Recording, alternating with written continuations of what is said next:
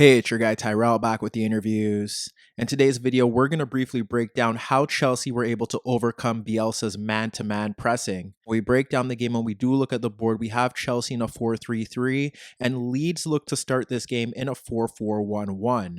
So when we look at how Leeds look to approach the game to try and stop Chelsea from creating chances, what we ended up seeing was that their fullbacks were narrow. They had Alioski and Ayling looking to tuck in and close the gaps between the center backs.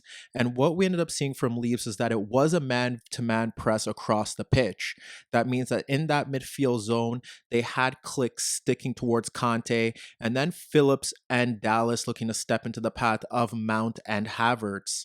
With Alioski and Ayling tracking the movement of Werner and Ziyech narrow, out in those wider areas, Chilwell and James did have space to push forward, but you had Rafinha and Harrison tracking their runs. The only real advantage that Chelsea had across the pitch was a 2v1 with the center backs against Bamford, and that's where we saw Thiago Silva stepping forward, and his combination with Ziyech in those opening stages was crucial. With either Zouma or Thiago Silva able to push forward, that would mean that a Leeds player would have to step out of position to deal with their threat. But through Bielsa's man-to-man press, what you ended up seeing was that Leeds were more worried about shutting down Chelsea's attacking-minded players and ensuring that they couldn't get on the ball without a marker within close proximity.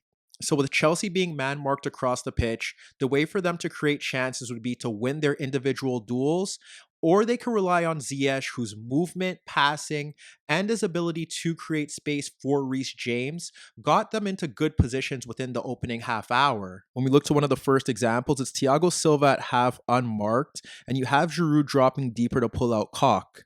Thiago Silva ends up clipping a long ball over the Leeds backline for Ziyech running across Alioski to bring down the ball with his thigh in half space and fire a low effort on goal that was kicked away. This time, if we focus on Ziyech's passing, it was Conte splitting Click and Phillips for Ziyech dropping central to pull out Alioski, and he controls the ball with Werner narrow with Ayling and Giroud ahead of the center backs.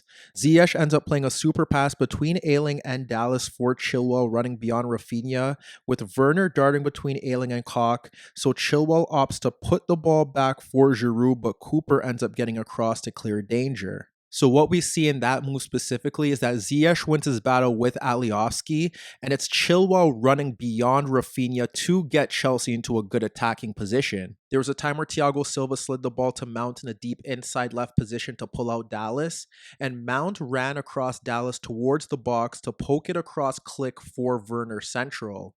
Werner was approached by the spare center back Cooper, but he ended up laying the ball off to Ziyech, who received space ahead of Alioski to attempt a reverse ball over the top to the back post, but Ayling was able to head it away. To no surprise, Chelsea's opening goal did involve Ziyech.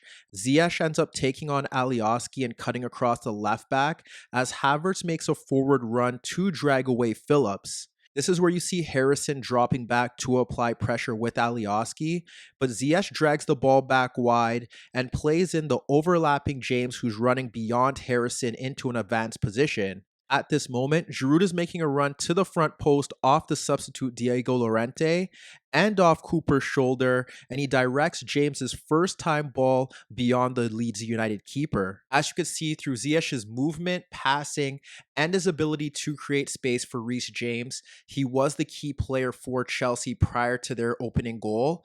But even with Pulisic replacing him following the opening goal, we witnessed Chilwell sliding the ball across Harrison for Pulisic shifting to the left touchline, and Pulisic takes his touch across Ayling and then cuts back central as Dallas shifts across to provide cover. Pulisic slides a square ball to Werner, pulling Alioski narrow, and you have Giroud ahead of Cooper. When Werner receives the ball, he turns to his right and witnesses a large gap of space for James breaking beyond Rafinha.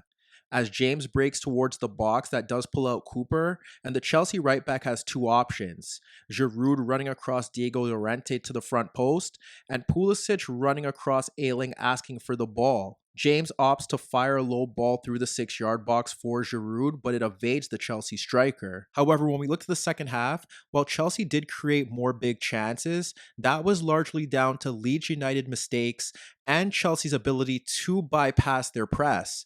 When we look to the first example, you have Thiago Silva sliding the ball to Kanté, who lets the ball roll across his body to bypass Click, and he dribbles forward where he's approached by a stepping Diego Llorente.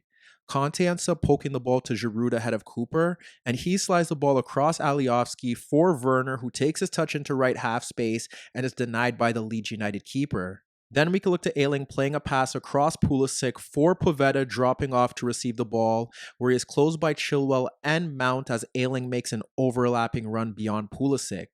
Mount wins the ball off Poveda and breaks down the left channel where Giroud is occupying both center backs and Werner is calling for the ball goal side of Dallas.